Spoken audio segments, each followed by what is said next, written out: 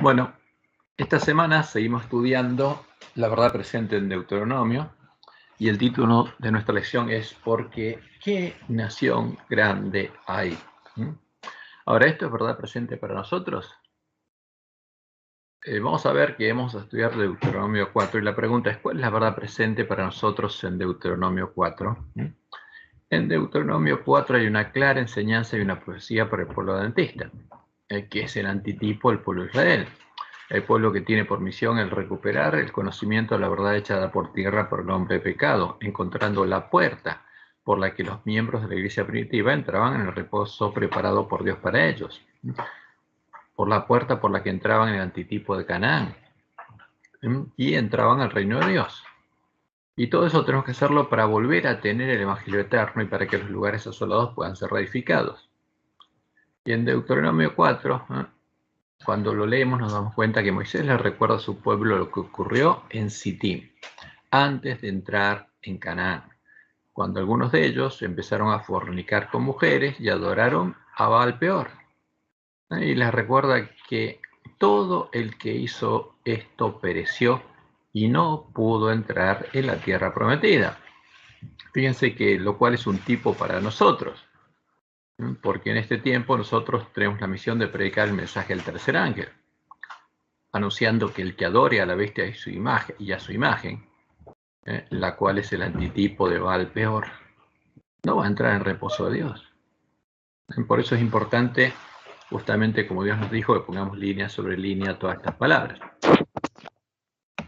Y en Deuteronomio 4, 1 al 4, Moisés empieza diciendo: Ahora pues, oh Israel, oye los estatutos y decretos que yo os enseño, para que los ejecutéis y viváis, y entréis y poseáis la tierra que Jehová, el Dios de vuestros padres, os da. No añadiréis a la palabra que yo os mando, ni disminuiréis de ella, para que guardéis los mandamientos de Jehová vuestro Dios que yo os ordené. Y esto es muy importante, y Jesús lo repite también en Apocalipsis. No tenemos que agregar ni quitar a la ley y al testimonio. Y sigue diciendo Moisés: vuestros ojos vieron lo que hizo Jehová con motivo de Baal Peor, porque empieza poniendo en contexto sus palabras Moisés hablándoles de Baal Peor, que a todo hombre que fue en pos de Baal Peor destruyó Jehová tu Dios de medio de ti. Todo el que fue en pos de Baal Peor fue destruido. Mas vosotros que seguisteis a Jehová vuestro Dios, todos estáis vivos hoy. Y ellos son los que entraron, serían los que entrarían en Canaán. ¿Quiénes? Los que siguieron a Jehová. Ahora, y lo mismo pasa en nuestro tiempo, como Dios lo dice en Malaquías. Al final de Malaquías, cuando nos manda el profeta Elías, el que adore a Baal Peor no va a entrar. Va a ser echado en el horno de fuego, como dice Jesús. Mas el que siga a Jehová y tema a Jehová va a tener vida y va a entrar al reino de Dios. Ahora, ¿quiénes quedaron vivos y entraron en la tierra prometida? Los israelitas que temían a Jehová y no fornicaron con las mujeres paganas y no adoraron a sus dioses. Los que conocían y siguieron a Jehová su Dios. Y estos son el tipo de los 144.000 sellados de la última generación del pueblo de Dios. Los únicos que no fornicarán con el antitipo de esas mujeres, que son las iglesias protestantes caídas, y no adorarán a sus dioses, que son el antitipo de Baal Peor, la imagen a la que, después de unirse en puntos comunes de doctrina, estarían adorando juntos la bestia y el falso profeta. Solo ellos entrarán al reino de Dios y llegarán a ser columnas del templo de Dios y parte de las primicias de la esposa del Cordero, el especial tesoro de Jehová en el día en el que Él actuará. Y esto por eso es verdad presente para nosotros y es muy importante, como leemos en Apocalipsis 14:1 al 5.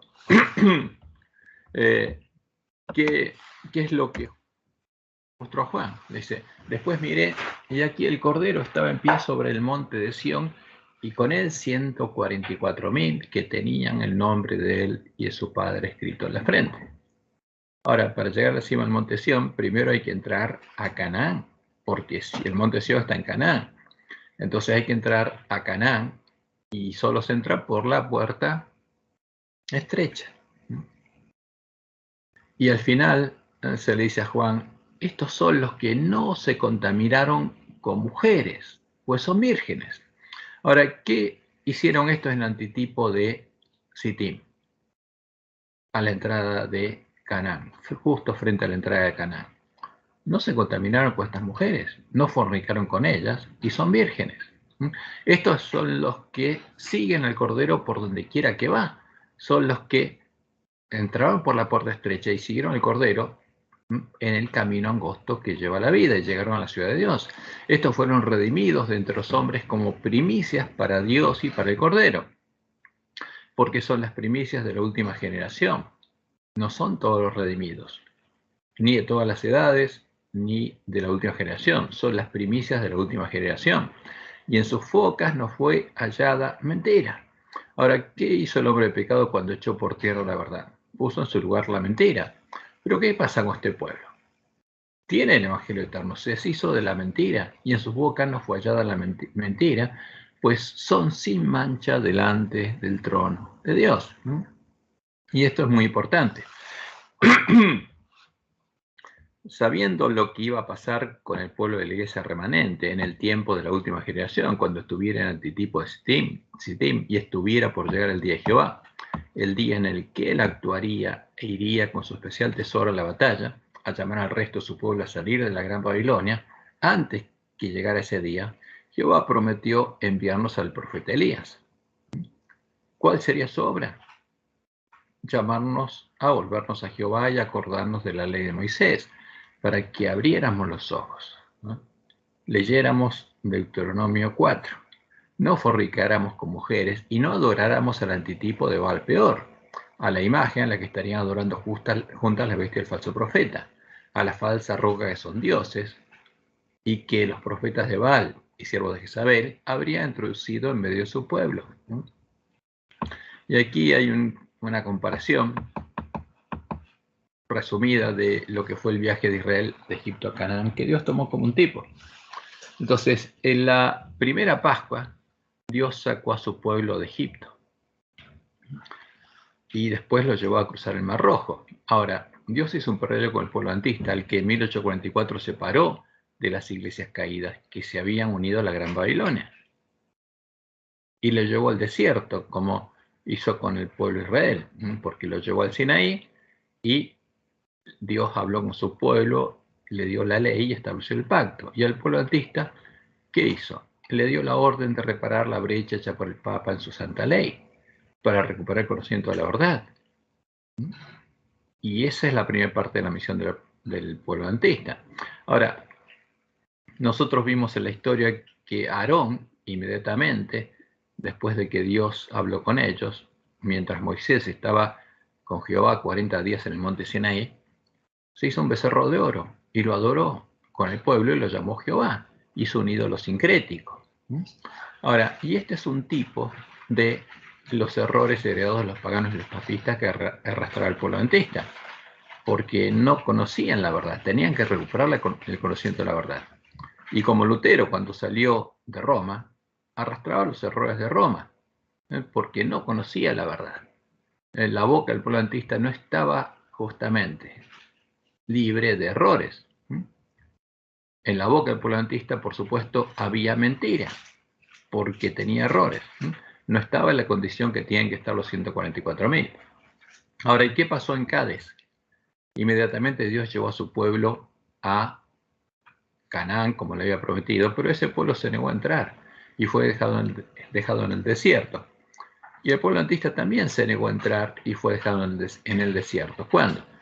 En 1888, cuando Dios le mandó el mensaje que le mostraba cuál era la puerta abierta, cuál era el santo, el verdadero Jesús. Y ese pueblo, el pueblo adventista, nuestros hermanos se negaron a entrar y como consecuencia, Dios dijo que esa generación no entraría. Y el pueblo de Israel estuvo 40 años en el desierto, por nosotros más.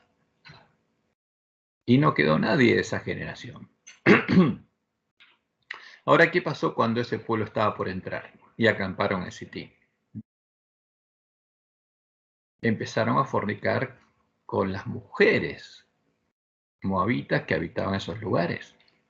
Y ellas los llevaron a adorar a Baal y se postraron ante Baal y lo adoraron. ¿No? ¿Y qué pasaría en nuestro tiempo? Habría adventistas que adorarían a la falsa roca, como Dios lo anunció en el Cántico Moisés y el Cordero en Deuteronomio 32. Y habría un zarandeo también, como hubo en Sittim.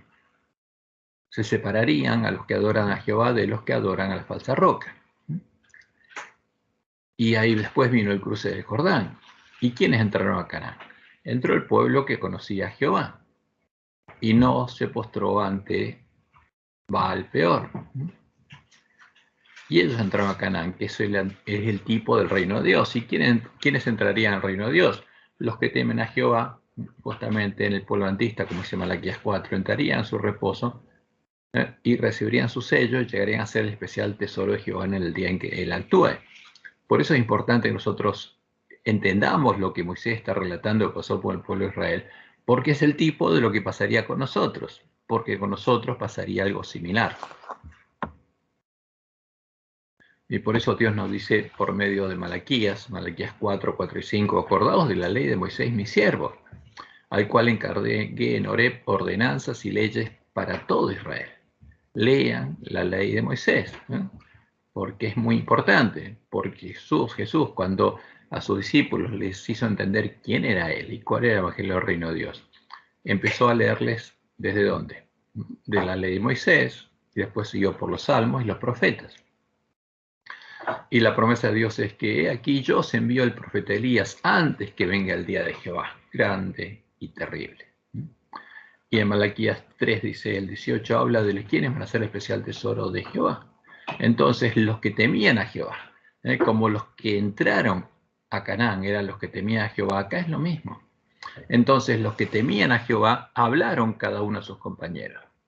Hicieron la obra de Elías. Y Jehová escuchó y oyó, y fue escrito libro de memoria delante de él para los que temen a Jehová y para los que piensan en su nombre. Y serán para mí especial tesoro, ha dicho Jehová de los ejércitos, en el día en que yo actúe, y los perdonaré, como el hombre que perdona a su hijo que le sirve. Entonces os volveréis y discerniréis la diferencia entre el justo y el malo, entre el que sirve a Dios y el que no le sirve. Porque eso estaría pasando en medio de su pueblo. Esto es una profecía. Y Deuteronomio, justamente, habla de la ley. Moisés en Deuteronomio habla de la ley y le dice a su pueblo que ahí tiene la sabiduría y la inteligencia. Y no solo para ellos, sino como Dios nos dice, para nosotros también, porque es para todo Israel. La ley de Moisés es el conjunto de leyes y ordenanzas que Dios le dio a Moisés para su pueblo y, como lo indica a través de Malaquías, también para nosotros, para todo Israel, para todos los que entraran en Canaán y en el antitipo de Canaán. O sea, para los israelitas que entraron en Canaán y para nosotros que tenemos que entrar en el antitipo de Canaán. Estatutos y juicios justos que, si los guardaba, serían la inteligencia, la sabiduría de Israel. Y Moisés sigue diciendo, mirad, yo os he enseñado estatutos y decretos como Jehová mi Dios me mandó. ¿Qué le dice Moisés? Esta ley no es la ley de Moisés, es la ley que Dios le dio a Moisés, para que hagáis así en medio de la tierra en la cual entráis para tomar posesión de ella. Guardadlos pues y ponedlos por obra, porque esta es vuestra sabiduría y vuestra inteligencia ante los ojos de los pueblos, los cuales oirán todos estos estatutos y dirán, ciertamente pueblo sabio y entendido, nación grande es esta. Porque ¿qué nación grande hay que tenga dioses tan cercanos a ellos como lo está Jehová, nuestro Dios, en todo lo que le pedimos? ¿Y podemos decir eso al pueblo antista? Lamentablemente no. El ángel de la Odisea no puede decir eso. ¿Y qué nación grande hay que tenga estatutos y juicios justos como es toda esta ley que yo pongo hoy delante de vosotros? Estas leyes y ordenanzas no eran lo que Dios le pedía que guardaran como retribución a lo que Él había hecho por ellos, como si fuera el pago de una deuda que ellos tenían con Él, por las obras que él había hecho con ellos, como se da a entender en la lección del sábado 30 de octubre. Y este es un párrafo de nuestra lección. Y dicen aquí los autores de la lección, el primer verbo hebreo que aparece después de ahora, pues es Shema, el mismo verbo que se usa al principio de la oración Shema y significa escucha, oye u obedece, un verbo que se repite a lo largo de Deuteronomio. En otras palabras, es como si el capítulo comenzara diciendo, ahora pues Israel, debido, fíjense esto, y es triste leer esto en nuestras lecciones, debido a lo que hice por ti, debes obedecer lo siguiente. Tenés una deuda conmigo. Pero lo que Dios dice es muy claro en Deuteronomio. Y esto no tiene nada que ver con lo que Dios dice. Dios no reclama una deuda, de ningún modo. Porque lo que se hace por amor no genera deuda. Ahora, el Dios que hace lo que dice nuestra lección y se cobra las deudas es Baal. Es el amo, es el Dios de las fortalezas, el Dios de Roma. A estas leyes y ordenanzas que incluían las ordenanzas del santuario y de las fiestas solemnes de Jehová, que eran un tipo, una profecía del futuro desarrollo del plan de redención, de lo que él haría por ellos en el futuro, a partir del momento en el que viniera el Mesías, Jehová se las dio a su pueblo por amor, para el bien de su pueblo, para que les vaya bien. Y lo repitió constantemente. Por ejemplo, leemos Deuteronomio 4:40. El mismo capítulo que estamos estudiando, y guarda sus estatutos y sus mandamientos, los cuales yo te mando hoy, para que te vaya bien. ¿Para qué? Para que te vaya bien. O sea, Dios dio estas leyes para nosotros, para ayudarnos a nosotros, para que nos vaya bien, para que te vaya bien a ti y a tus hijos después de ti, y prolongues tus días sobre la tierra que Jehová tu Dios te da para siempre. Ahora, en Deuteronomio 5:16, que nos dice Moisés, honra a tu padre y a tu madre como Jehová tu Dios te ha mandado, para que sean prolongados tus días y para que te vaya bien sobre la tierra que Jehová tu Dios te da. Porque si ese pueblo no guardaba los mandamientos y Dios se alejaba de ellos, iban a ser quitados de esa tierra. Y leemos en Deuteronomio 6:3, oye pues, oh Israel, y cuida de ponerlos por obra para que te vaya bien. Ahora, y eso se repite para que te vaya bien, porque esto Dios se los dio por amor. Deuteronomio 6:18. Y haz lo recto y bueno ante los ojos de Jehová, para que te vaya bien, y entres y poseas la buena tierra que Jehová juró a tus padres. Y en Deuteronomio 12:28 leemos, guarda y escucha todas estas palabras que yo te mando, para que, haciendo lo bueno y lo recto ante los ojos de Jehová tu Dios, te vaya bien a ti y a tus hijos después de ti para siempre. Ese es el objetivo de la ley. Para que le vaya bien al pueblo de Dios, no porque tuviera una deuda. Dios sabía que la principal tentación que ellos tendrían sería, ¿qué cosa? Caer en la idolatría, como ocurrió en Sinaí, en Baal Peor. Por eso, en el resto de Deuteronomio 4, Moisés les recuerda que ninguna figura vieron el día en el que Jehová habló con ellos desde el cielo, para protegerlos, para su bien. Ahora, los que en Sitín adoraron a los ídolos, ¿a qué adoraron? Se postraron ante imágenes, ante ídolos. El día que estuviste delante de Jehová tu Dios en Horeb, cuando Jehová me dijo, reúneme el pueblo para que yo les haga oír mis palabras, las cuales aprenderán para temerme todos los días que vivieren sobre la tierra, y las enseñarán a sus hijos. Y os acercasteis y pusisteis el pie, y os pusiste al pie del monte, y el monte ardía en fuego hasta en medio de los cielos con tinieblas, nubes y oscuridad, y habló Jehová con vosotros en medio del fuego. ¿Qué les dice Moisés? Oísteis la voz de sus palabras, mas a excepción de oír la voz, ninguna figura visteis. ¿Y cuándo le dice esto? Después de que los que adoraron a los ídolos, a las imágenes, habían muerto. ¿Y a quién se los dice? A los que temían a Jehová, para recordárselo, especialmente para nosotros. Y le sigue diciendo Moisés después, guardad pues mucho vuestras almas, Pues ninguna figura visteis el día que Jehová habló con vosotros de medio del fuego. Ahora, ¿y por qué se preocupó Jehová de esto? Y es claro, porque todo lo que hace Dios lo hace para nuestro bien, para que no os corrompáis. Dios no le mostró ninguna imagen y no vieron nada. ¿Para qué? Para que no se corrompieran e hicieran para ellos qué cosa: escultura, imagen de figura alguna, efigie de varón o hembra, figura de animal alguno, figura de ave alguna, etc. Porque el hombre se corrompe por estas cosas. No sea que alces tus ojos al cielo y viendo el sol y la luna, las estrellas y todo el ejército de ellas, seas impulsado y te inclines a ellos y les sirvas, como quienes, como todos los paganos. Porque Jehová tu Dios los ha concedido a todos los pueblos debajo de los cielos. Y les dice: guardaos, Moisés, cuídense, no os olvidéis del pacto de Jehová vuestro Dios, que él estableció con vosotros, y no os hagáis escultura o imagen de ninguna cosa que Jehová tu Dios te ha prohibido.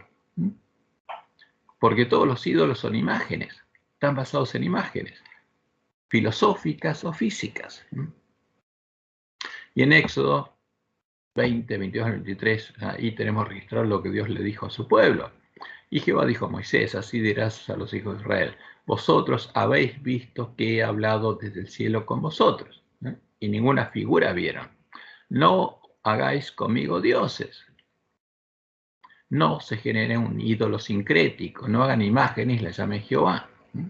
Y al enviarnos al profeta Elías a llamarnos a acordarnos de la ley de Moisés y a leer, oír y guardar las palabras de la profecía, Jehová tiene el mismo deseo para nosotros: que nos vaya bien, para que podamos llegar a ser bienaventurados, para que podamos llegar a ser su especial tesoro. Entonces, si esto fue escrito para nosotros, tenemos que entender lo que sucedió en Baal Peor, porque es un tipo de lo que estaría sucediendo con nosotros. En Sittim sucedieron eventos que, al anunciar el futuro desarrollo del gran conflicto, fueron tomados por Dios como el tipo de varios de estos eventos futuros. Ahora, ¿qué pasó en Sittim? Moraba Israel en Sittim y el pueblo empezó a fornicar con las hijas de Moab, las cuales invitaban al pueblo a los sacrificios de sus dioses. Y el pueblo comió y se inclinó a sus dioses. ¿Por qué? Porque estas mujeres sedujeron al pueblo y empezaron a fornicar con ellos, y después de fornicar con ellos, los llevaron a sus fiestas y sus sacrificios, a sus fiestas religiosas. Y el pueblo comió y se inclinó a sus dioses. Así acudió el pueblo a Baal Peor. Y el furor de Jehová se encendió contra Israel, y Jehová dijo a Moisés: toma a todos los príncipes del pueblo y ahórcalos ante Jehová delante del sol. ¿A quiénes? Porque estas mujeres no buscaron cualquiera, buscaron los príncipes y los sedujeron. ¿Y quién eran los príncipes? Los jóvenes. Buscaron a los más jóvenes y los sedujeron. ¿Y qué les dijo Jehová? Ahórcalos delante del sol, no pueden entrar. Y esto no se puede permitir en el pueblo de Dios.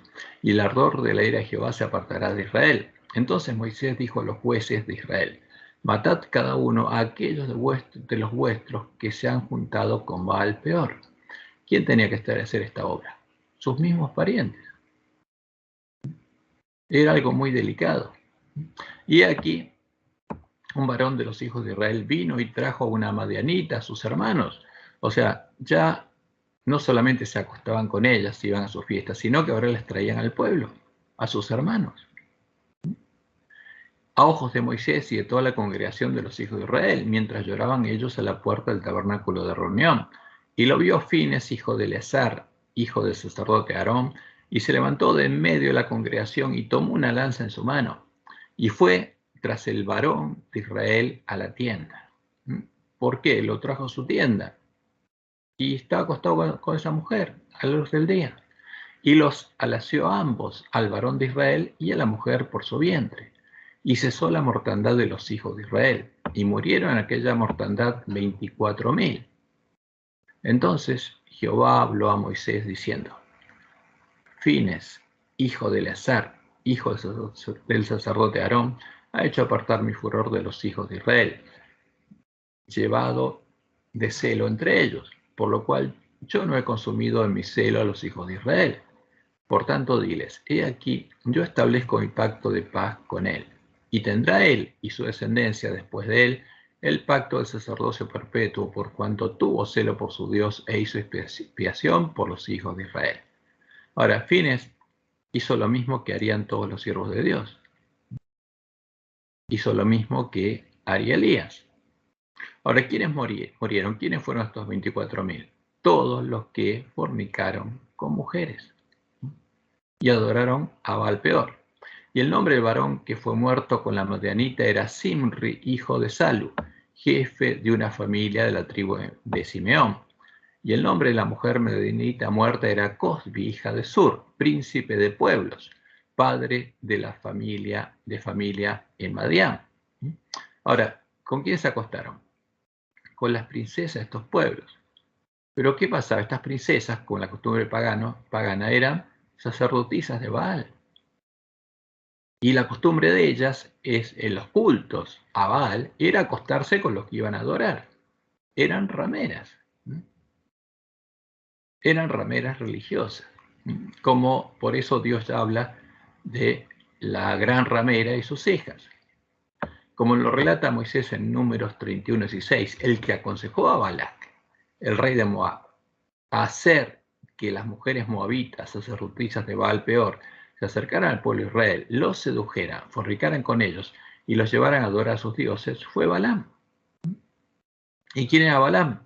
Era profeta de Jehová. Y esto es muy importante, porque alguien que era profeta de Jehová, codiciando la recompensa que le ofreció Balac, el rey enemigo, se convirtió en mercenario. Ahora, y esto se repetiría. Se repitió en el tiempo de la apostasía y se repetiría en nuestro tiempo. Como leemos en Números 31:16.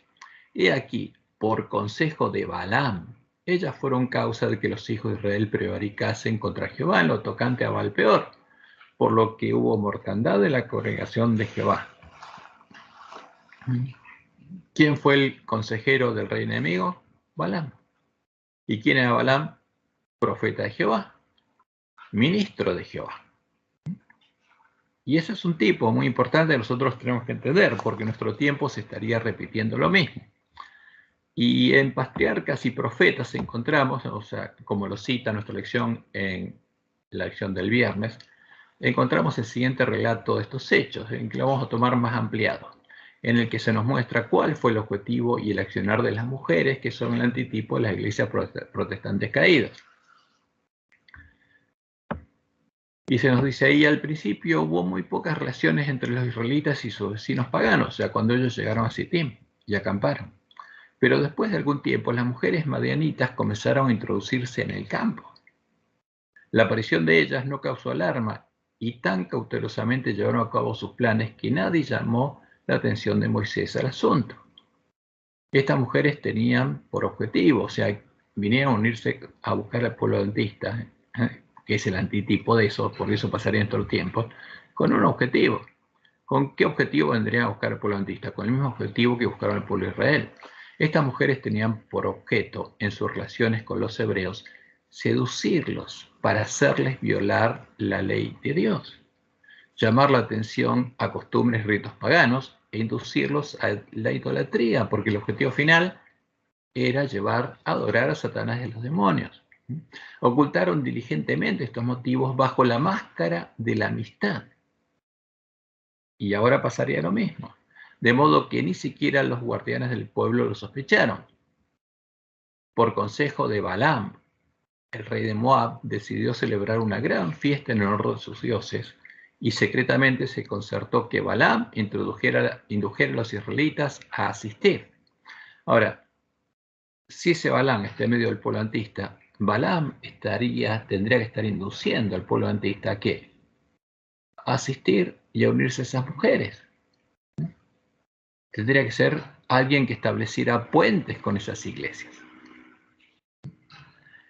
Ellos lo consideraban profeta de Dios. ¿Qué pasó con el pueblo de Israel? Dice, lo consideraban profeta de Dios porque era profeta de Dios. Y no les fue difícil alcanzar su fin. Gran parte del pueblo se reunió con él para asistir a las festividades. se aventuraron a pisar terreno prohibido y se enredaron en los lazos de Satanás. Hechizados por la música y el baile y seducidos por la hermosura de las vestales paganas, porque estas mujeres eran vestales paganas, que eran sacerdotisas de Baal, eran rameras, desecharon su lealtad a Jehová. Mientras participaban en la alegría y en los festines, el consumo de vino ofuscó sus sentidos y quebrantó los muros del dominio propio. ¿Cuál es el vino de este tiempo? Las doctrinas de Jezabel. Predominó la pasión en absoluto y, habiendo contaminado su conciencia por la lascivia, se dejaron persuadir a postrarse ante los ídolos. Ofrecieron sacrificios en los altares paganos y participaron en los ritos más degradantes, porque esos cultos eran orgías. Ahora, y eso pasó con el pueblo de Dios, si es un tipo lo pasaría con nosotros. Por eso a Balaam, a Balac, a las mujeres moabitas y a Baal peor, Dios los tomó como tipos en el anuncio de los hechos que volverían a ocurrir en medio de su pueblo en dos periodos específicos. Primero, cuando en la iglesia cristiana llegara el tiempo de la apostasía y los apóstatas se unieran al rey enemigo para hacer la misma obra que hizo Balaam, como leemos en Apocalipsis 2:14. Pero tengo unas pocas cosas contra ti, que tienes ahí a los que retienen la doctrina de ¿quién? De Balaam, que enseñaba a Balac, el rey enemigo, a poner tropiezo ante los hijos de Israel, a comer de cosas sacrificadas a los ídolos y a cometer fornicación. Cuando Jesús se lo dio a Juan, a fin del siglo I, era profecía, pero esto ya se cumplió. Y podemos verlo en la historia, y podemos saber cuál fue la obra de Balaam, y cuáles son las cosas sacrificadas a los ídolos, y cómo ellos fornicaron. Y la segunda profecía se refiere a nuestro tiempo, o sea, cuando el pueblo de la iglesia remanente se encontrara en el antitipo de Sittim, como vimos en el cuadro original. En la frontera del antitipo de Canaán, habría en medio del pueblo de Dios un nuevo antitipo de Balaam, y el pueblo sería inducido por las mujeres adoradoras del antitipo de Baal peor, sería seducido por las mujeres adoradoras del antitipo de Baal peor. Pero ¿qué haría Balaam? Lo llevaría al pueblo de Dios a unirse a esas mujeres, y las mujeres después lo seducirían, que también los llevarían a comer de cosas sacrificadas a los ídolos, a adorar a las mismas imágenes que ellas, a las imágenes que creó Balaam en el tiempo de la apostasía, y a cometer fornicación. Y leemos en Evento de los Últimos Días, página 62. En estos últimos días el pueblo de Dios será expuesto a los mismos peligros que enfrentó el antiguo Israel. Ahora, ¿por qué Dios nos dice? Acuérdense de la ley de Moisés, lean a Moisés, lean Deuteronomio. Acuérdense de eso, porque vamos a pasar por las mismas pruebas. Aquellos que no reciban las advertencias que Dios da, justamente, que vamos a pasar por la misma prueba, caerán en los mismos peligros en los que cayó el antiguo Israel y no entrarán en el descanso debido a su incredulidad. ¿Por qué? Por no creer a la palabra profética segura, van a fornicar con esas mujeres. En su historia tenemos una señal de peligro que se levanta ante nosotros. Y en la próxima cita, Elena dice, habrán aún entre nosotros mercenarios. ¿Y quiénes son los mercenarios? Los que harían la obra de Balaam. Y lobos con piel de oveja. ¿Quiénes son los lobos? Los siervos de Jezabel, que tratarán de persuadir al rebaño de Dios a que ofrezca sacrificios a otros dioses antes que a Dios. ¿Qué van a hacer? La misma obra que hizo Balaam en ese tiempo. ¿Y a cuántos van a hacer caer? A muchos, ese es el problema. Y en Conflicto de los Siglos, página 666, leemos lo que dijo Elena. Conforme vaya acercándose la tempestad, ¿muchos qué? Muchos ministros, muchos Balaam, muchos que profesaron creer en el mensaje del tercer ángel, pero que no fueron santificados por la obediencia a la verdad, abandonarán su fe e irán a engrosar las filas de la oposición, uniéndose con el mundo y participando de su espíritu. O sea, uniéndose con estas mujeres que son habitación de demonios y participando de su espíritu, llegarán a ver las cosas casi bajo el mismo aspecto.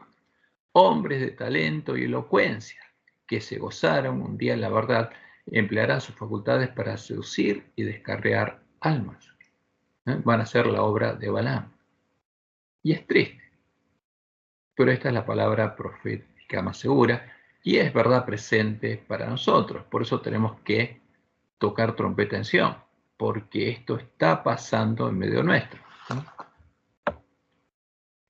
Y por supuesto, como el primer cumplimiento después de Sittim en la profecía ocurrió en el siglo IV de nuestra era, tenemos que ver lo que sucedió.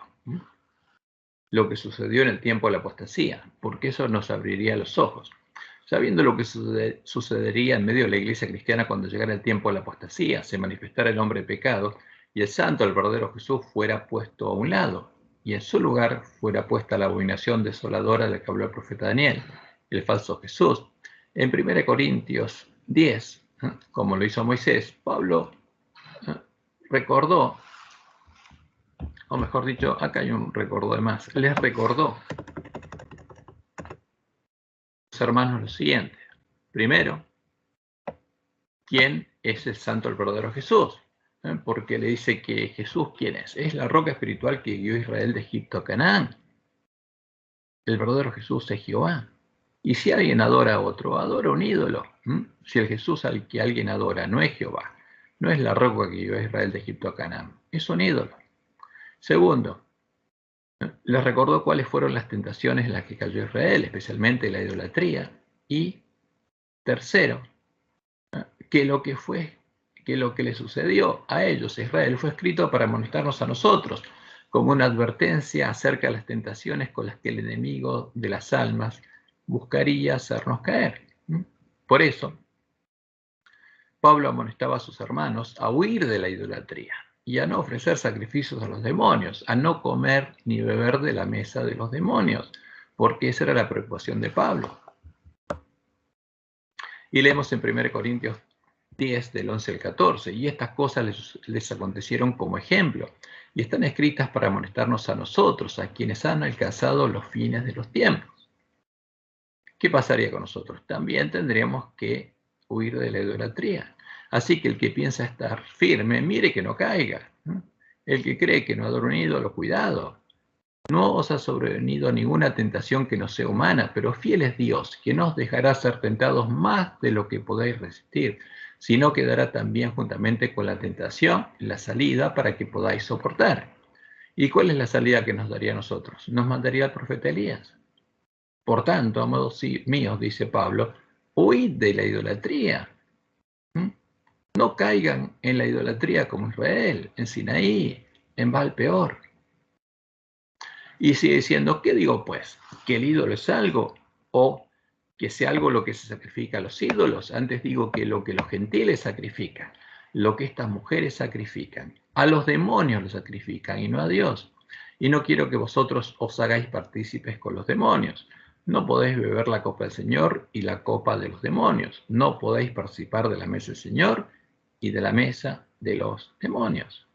¿A quién adoró el pueblo de Israel en Baal peor? A Satanás y a los demonios. Participar de la copa de los demonios y la mesa de los demonios es lo que hicieron los apóstatas de la iglesia primitiva, que hicieron la obra de Balaam, ayudando a Constantino, el rey enemigo y antitipo de Balac, a crear el alimento y la bebida con la que Jezabel, la religión pagana del Imperio Romano, disfrazándose de iglesia, lograría engañar y corromper al pueblo de Dios. Porque eso es lo que podemos ver en la historia. Y leemos en Apocalipsis 14. Pero justamente lo que haría Balaam. Pero tengo unas pocas cosas contra ti, que tienes ahí a los que retienen la doctrina de Balaam, que enseñaba a Balac a poner tropiezos ante los hijos de Israel, a comer de cosas sacrificadas a los ídolos y a cometer fornicación. Y esa obra la siguió ¿quién? Jezabel. ¿Qué hacía esa mujer Jezabel? Enseñaba y seducía a mi siervo, dice, a fornicar y a comer cosas sacrificadas a los ídolos.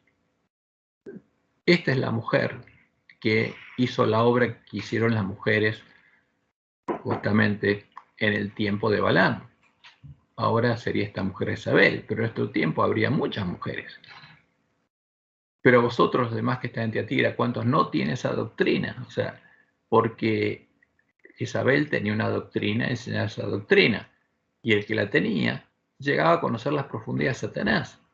Y ese es el problema, porque el que come de lo sacrificado a los ídolos, el que come de la mesa de los demonios, y se hace habitación de demonios, va a llegar a conocer las profundidades de Satanás. Y nosotros sabemos cuándo ocurrió, el pueblo antista también lo sabe. Porque Dios fue claro y le mostró a Elena que, aunque ella no llegó a entender todo lo que pasó, ella sabía que ocurrió en el tiempo Constantino, porque Dios se le mostró la visión del gran conflicto.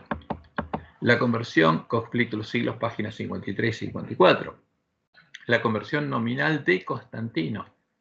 Balak, este es el Balak, el antitipo de Balak, a principios del siglo IV causó gran regocijo y el mundo disfrazado con capa de rectitud se introdujo en la iglesia. Desde entonces la obra de corrupción progresó rápidamente. El paganismo, que parecía haber sido vencido, vino a ser el vencedor. Ahora, ¿qué introdujo Constantino y Balaam en medio de la Iglesia Universal o Católica del Imperio Romano que crearon? El paganismo.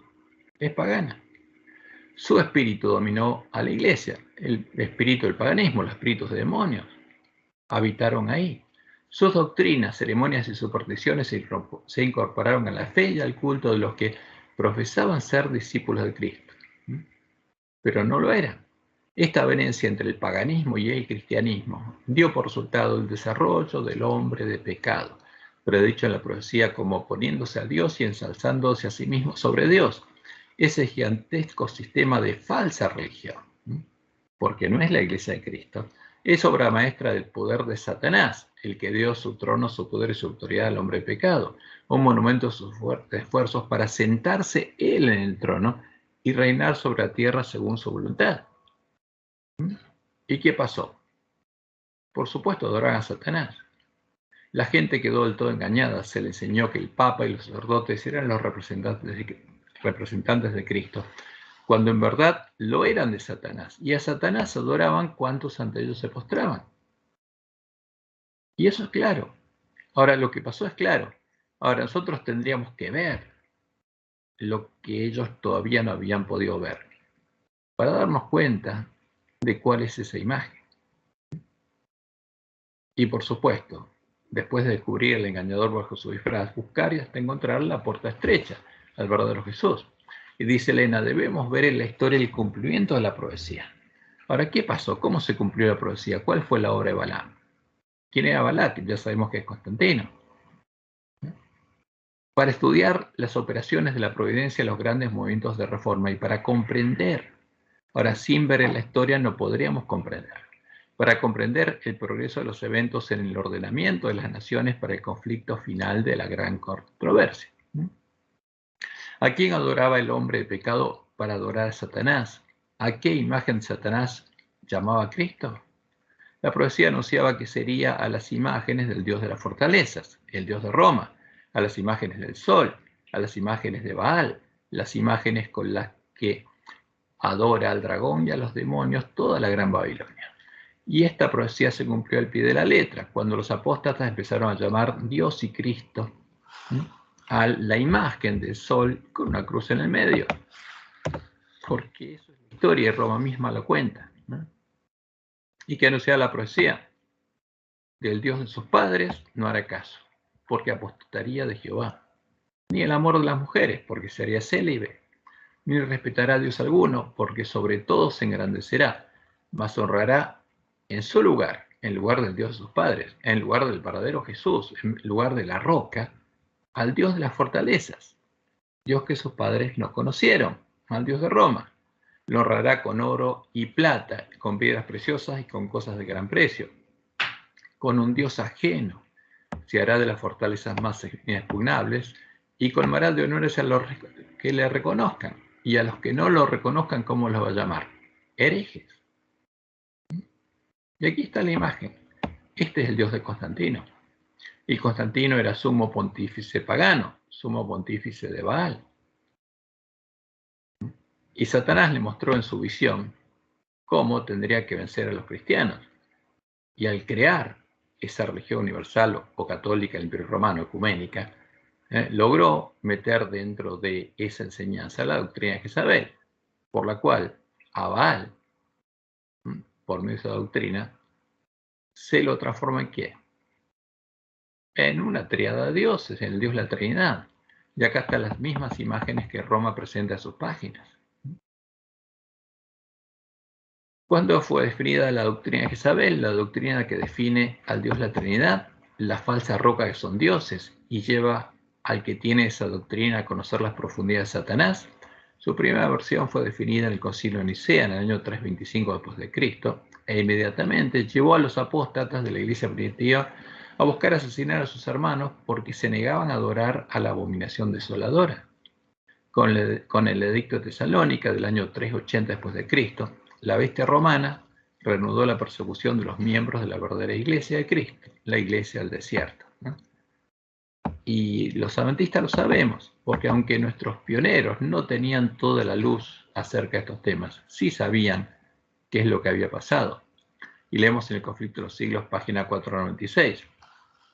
Cuando la iglesia primitiva se corrompió al apartarse de la sencillez del Evangelio y al aceptar costumbres y ritos paganos, perdió el espíritu del poder de Dios, se hizo habitación de demonios, y para dominar las conciencias buscó el apoyo del poder civil.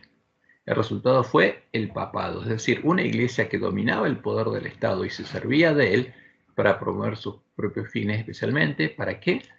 Para extirpar la herejía, para asesinar al pueblo que conocía a su Dios y no adoraba la abominación desoladora. Y la otra cita, que es parte de la visión del gran conflicto, que está en Primeros Escritos, página 211, leemos: Satanás se regocijaba por la caída de tantos y entonces incitó a la iglesia caída a obligar a quienes querían conservar la pureza de su religión a que accediesen a sus ceremonias y al culto de las imágenes o recibiesen la muerte. ¿A quién adoraban? A imágenes, a ídolos. Los fuegos de la persecución se encendieron nuevamente contra la verdadera iglesia de Cristo, porque ahí se había dividido a la iglesia. Estaba la iglesia universal o católica del Imperio Romano y la verdadera iglesia de Cristo, la iglesia del desierto.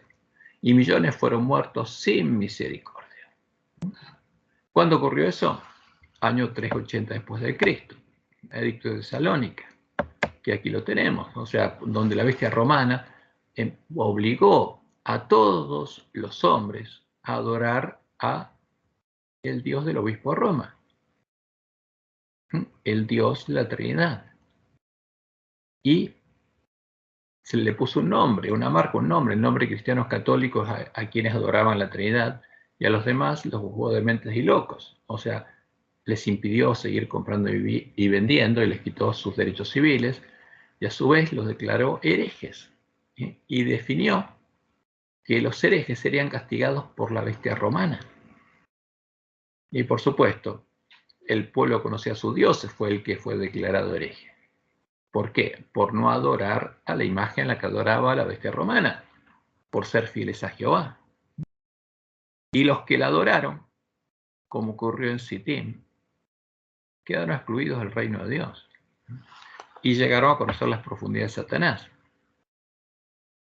Como decía la profecía, y se levantaron de su parte tropas, y esas tropas es la Iglesia Universal o Católica del Imperio Romano, que profanarán el santuario y la fortaleza, y quitarán el continuo. ¿A quién quitarían? A Jesús y a su obra. ¿Y qué pondrían? A Satanás y su obra. Y pondrán la abominación desoladora. Con lisonjas seducirán a los violadores del pacto, a los apóstatas, más el pueblo que conoce a su Dios se esforzará y actuará. Y los sabios del pueblo instruirán a muchos, y por algunos días caerán a espada y a fuego, en cautividad y despojo. Ahora, ¿por qué el pueblo que conocía a su Dios no adoró al Dios la Trinidad? Esa es la pregunta muy clara, y la respuesta también. Porque ellos conocían a su Dios, conocían a Jehová, y sabían que el Dios definido en la doctrina de la Trinidad es un ídolo. El Dios al que está adorando el pueblo adventista es un ídolo, es el antitipo ¿de quién? De Baal Peor. Que no solo va el pueblo a adorar con las mujeres, sino que fue introducido en medio del campamento. Un Dios formado por los que hicieron la obra de Balaam con las imágenes de la bandera negra de los paganos, con cosas sacrificadas a los ídolos y a los demonios. Como leemos en el Salmo 96:5, porque todos los dioses de los pueblos son ídolos. Los dioses de Roma son ídolos, la falsa roca son ídolos, pero Jehová hizo los cielos. Ahora, ¿qué está sucediendo en nuestro tiempo? Porque eso es evidente que pasó en el tiempo de la apostasía y no se puede negar. No se puede negar que el Dios de la Trinidad es un ídolo y que en defensa de ese ídolo de la abominación asoladora, Roma solo al pueblo de Dios. Ahora, ¿pero qué está sucediendo en nuestro tiempo?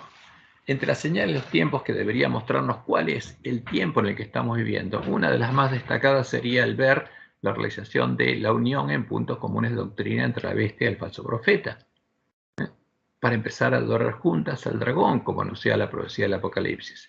Y ese evento se consumó el 14 de febrero del año 2010. Ahora, Dios le mostró al pueblo adventista lo que pasaría claramente. Y en estas citas que vamos a leer de Elena de White, que por ahí muchos las conocen, pero otros no. Y dice Elena, no podemos ver cómo la iglesia romana puede exonerarse de la acusación de idolatría. Y esta es la religión que los protestantes están comenzando a considerar tan favorablemente y que eventualmente se unirá con el protestantismo. Ahora, ¿qué es Roma? Es idólatra. ¿Y a quién adora? A ídolos. ¿Y los protestantes a quién adorarían? A los mismos ídolos. Las persecuciones de los protestantes por parte del catolicismo, debido a las cuales la religión de Jesús fue casi aniquilada, serán más que imitadas cuando se unan el protestantismo y el papado, porque es un momento muy importante.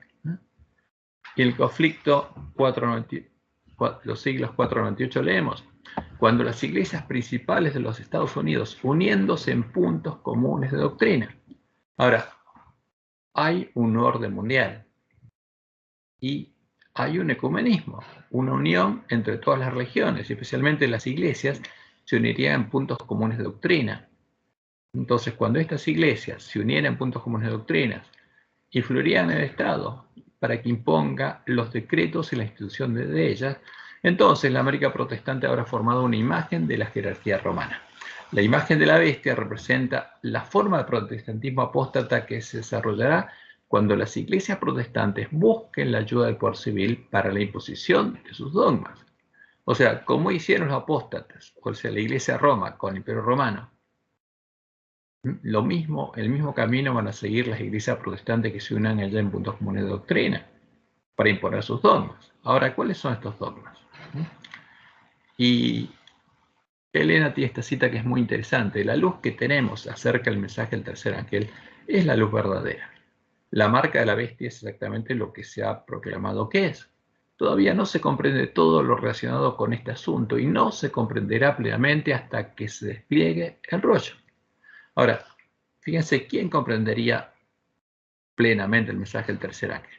Los que vivieran cuando se desplegara el rollo, cuando la profecía se empezara a cumplir. ¿Y qué pasaría en ese tiempo?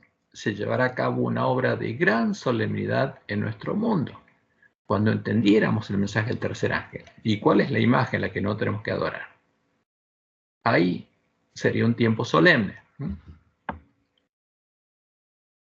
¿Por qué? Porque veríamos cuáles son los dogmas que estarían uniendo a la bestia del falso profeta en la adoración del dragón. Los dogmas que serán impuestos a todos los hombres por la bestia que suba de la tierra, ¿no? Del mismo modo en el que los impuso la bestia romana. Esta unión se consumó el 14 de febrero del 2010, quedando así definida cuál es la imagen a la que están adorando juntos la bestia del falso profeta, llamándola Dios y Cristo. Y como lo que pasó en el siglo IV de esta historia, y lo podemos ver, también esto ya es historia. Hace 11 años que pasó.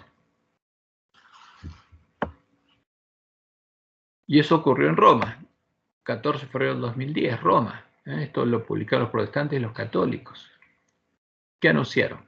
Que durante 3 días se celebró en el Vaticano un encuentro ecuménico internacional con el título Cosechando los frutos. Esta es la cosecha, que reunió a más de 30 prestigiosos teólogos católicos, luteranos, metodistas y reformados para tratar el tema del futuro del movimiento ecuménico.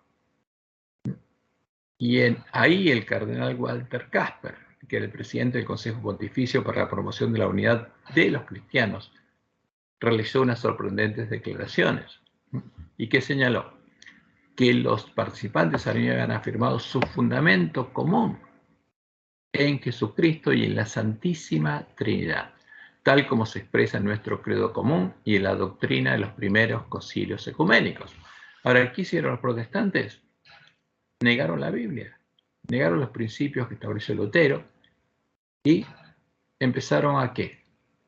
A aceptar las doctrinas definidas por Roma en sus concilios ecuménicos. Y aquí empezaron a adorar al Jesucristo y al Dios la Trinidad definido por Roma en sus concilios ecuménicos.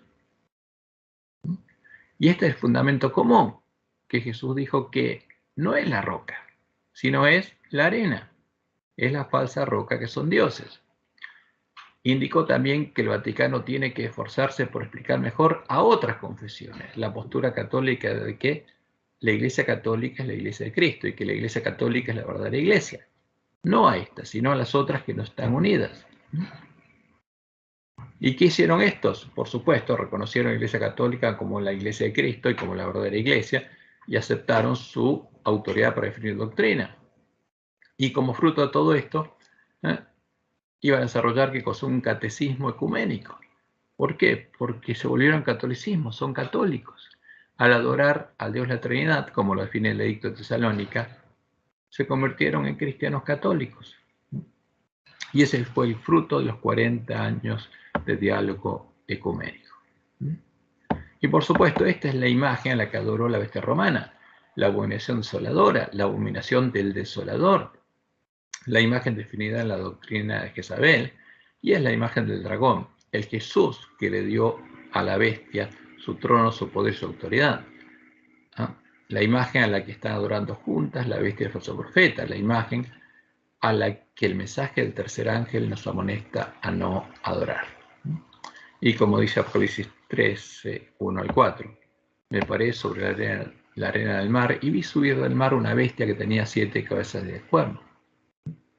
¿Y cómo termina? Y el dragón le dio su poder y su trono y grande autoridad. ¿Quién se le dio, Jesús o el dragón? El dragón, Satanás. Vi una de sus cabezas como herida de muerte, pero su herida mortal fue sanada y se maravilló toda la tierra en pos de la bestia. ¿Quiénes? Todos los habitantes de la tierra que había ayudado a la mujer, todos los protestantes, todos. ¿Y adoraron a quién? Al dragón, que había dado autoridad a la bestia, y adoraron a la bestia, diciendo, ¿quién como la bestia y quién podrá luchar contra ella? Ahora, ¿esto abarca al pueblo antista? Sí, por supuesto que sí. Toda la tierra en pos de la bestia. ¿A qué está adorando el pueblo antista? Al mismo Dios que es el fundamento común entre la bestia y el falso profeta. Y esto es lo que tiene que abrir nuestros ojos. ¿Para qué? Para que, como sucedió con Israel en Baal Peor, no forniquemos con estas mujeres ni adoremos a sus dioses.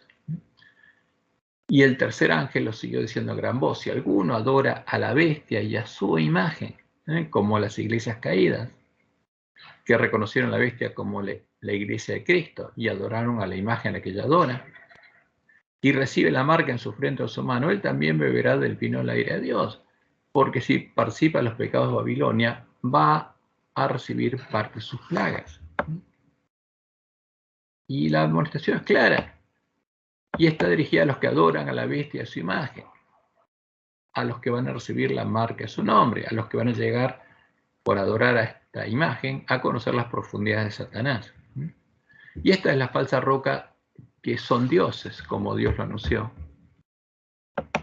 que estaría en medio de su pueblo.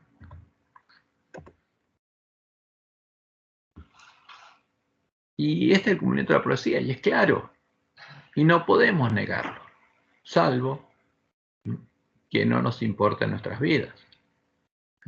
Y está hablándole Dios a su pueblo en el cántico Moisés del Cordero, y les dice, porque la roca de ellos no es como nuestra roca, habría dos rocas, la de ellos, la arena, y nuestra roca, la roca del verdadero Israel de Dios. Y ahora nuestros enemigos son de ellos jueces, porque de la vid de Sodoma es la vid de ellos. Ahora, Jesús es la vid verdadera, y esta vid es la vid de Sodoma, de la gran ciudad que se llama Babilonia, Sodoma y Egipto. Veneno de serpiente es su vino. Las doctrinas de Roma, ¿qué son? Veneno de serpientes, el vino de Babilonia. y ponzoña cruel de áspides. ¿No tengo yo esto guardado conmigo, sellado en mis tesoros? Mía es la venganza y la retribución. A su tiempo su pie resbalará, porque el día de su aflicción está cercano, y lo que le está preparado se apresura. Porque Jehová juzgará a su pueblo. Entonces, ¿cuándo estaría sucediendo esto? Cuando hubiera llegado el día en el que Dios juzgaría a su pueblo. Por eso el mensaje del primer ángel. El día de su juicio ha llegado. Y por eso el mensaje del segundo y tercer ángel. Entonces, ¿por qué la falsa roca está en medio del pueblo de Dios? Porque Babilonia le dio beber su vino a todas las naciones. ¿Y cuál es la amonestación? El mensaje de Elías. Es a que no adoremos a la bestia ni su imagen. Porque Jehová juzgará a su pueblo, y por amor de sus siervos se arrepentirá, cuando viere que la fuerza pereció, y que no queda ni siervo ni libre, que todos son desventurados, miserables, pobres, ciegos y están desnudos. Y dirá, ¿dónde están sus dioses? La roca en que se refugiaban, la falsa roca, que son dioses. ¿Dónde está el Dios la Trinidad? Que comían la grosura de sus sacrificios y bebían el vino de sus libaciones. Levántense, que se levanten las hipóstasis del sol, que os ayuden y os defiendan, que Baal los defienda. Ahora, si quieren adorar a Baal, Baal los tiene que defender y Baal tiene que contestar sus oraciones. Dense cuenta, unjan sus ojos con colirio para que vean por qué esa es la causa de su estado. Le están orando a Baal. Ved ahora que yo soy y no hay dioses conmigo. Yo no soy parte de un Dios trinitario. Jehová es una persona, yo soy, y no hay dioses conmigo.